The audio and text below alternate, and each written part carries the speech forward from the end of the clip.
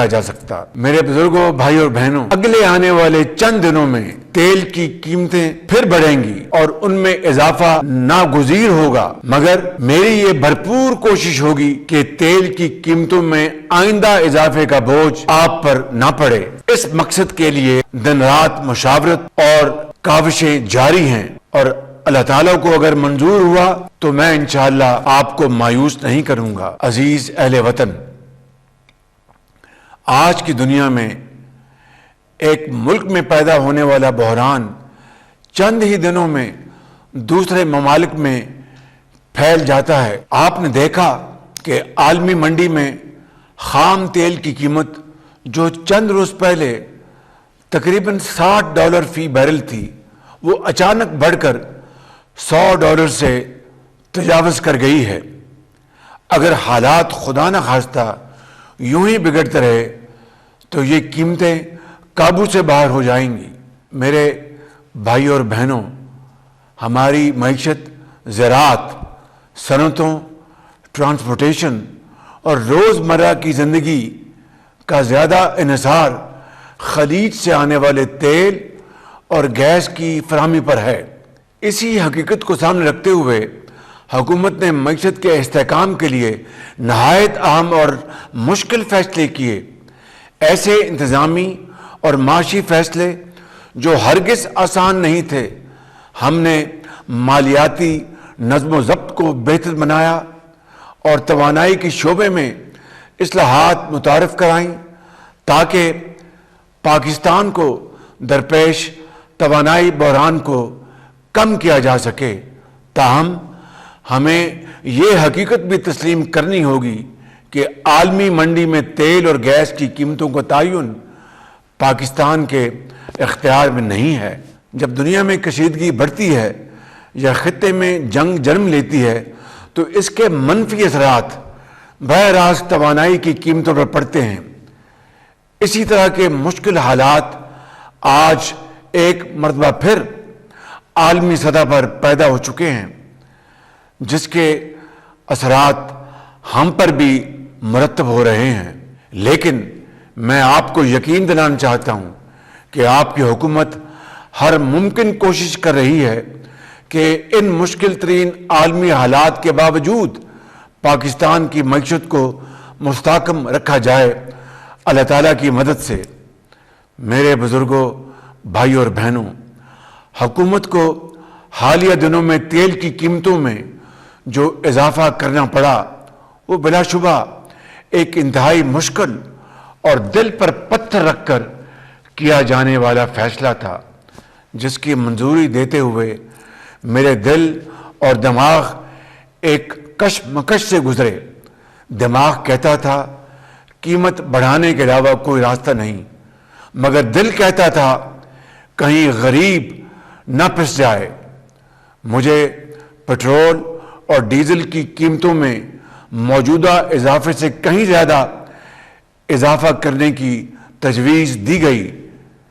اس شدید مشکل میں سے ہم نے کوشش کر کے درمیانی راستہ نکالا تاکہ آپ پر بہت زیادہ بوجھ نہ پڑے۔ میرے بھائی اور بہنوں، آپ سب اس بات کے گواہ ہیں کہ گزشتہ برسوں میں پاکستان کو کس قدر مشکل معاشی حالات کا سامنا کرنا پڑا۔ ایک وقت ایسا بھی آیا جب پاکستان کو دیوالیہ ہونے کے خطرات کا سامنا تھا۔ ان مشکل ترین حالات میں ہم نے سیاسی فائدے کو پس پش ڈال کر ریاست اور معیشت کے مفاد کو، آپ کے مفاد کو ترجیح دی، اور اللہ تعالیٰ کے فضل و کرم سے مشکل فیصلوں میں آپ نے ہمارا بھرپور ساتھ دیا اور صبر اور حوصلے کا بھرپور مظاہرہ کیا۔ اسی طرح مہنگائی کی شرح میں نمایاں کمی آئی، پالیسی ریٹ تقریباً نصف ہو چکا ہے، روپے کی قدر الحمدللہ مستحکم ہے، اور بجلی کی قیمتوں میں بھی بڑی محنت سے، بڑی ارک ریزی سے کمی لائی گئی ہے۔ یہ کامیابی کسی فرد واحد کی نہیں بلکہ اس خدائے بزرگ و برتر کے فضل سے پوری قوم کی دعاؤں اور مشترکہ جدوجہد کا ثمر ہے۔ اس احساس ذمہ داری کے تحت میں آپ کو آج ایک مرتبہ پھر یقین دلاتا ہوں کہ ہم انشاءاللہ ہر ممکن کوشش کریں گے کہ آپ پر بوجھ کم سے کم ڈالا جائے۔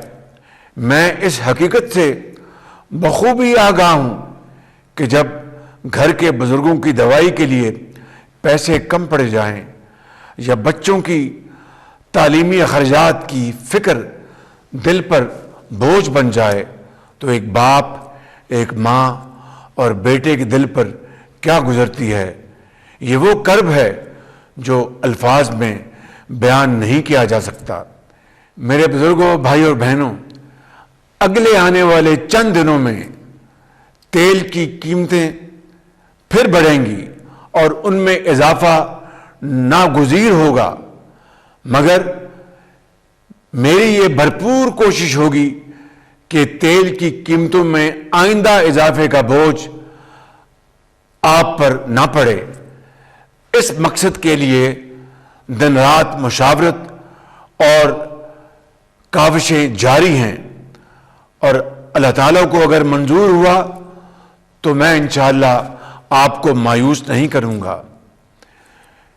میرے بزرگوں، بھائیوں اور بہنوں، اب میں پاکستان کے اشرافیہ اور صاحب ثروت حضرات سے خصوصی طور پر مخاطب ہونا چاہتا ہوں۔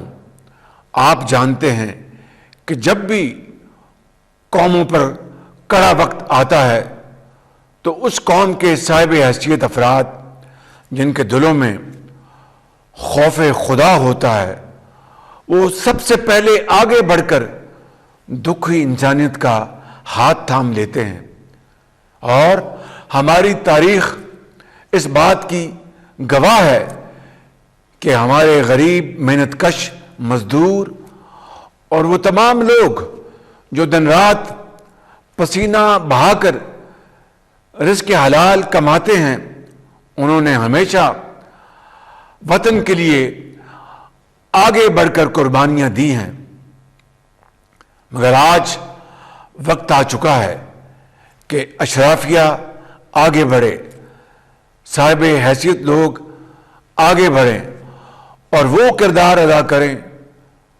جو ذمہ دار معاشرے کے صاحب حیثیت طبقے کو دل میں خوف خدا رکھتے ہوئے کرنا چاہیے۔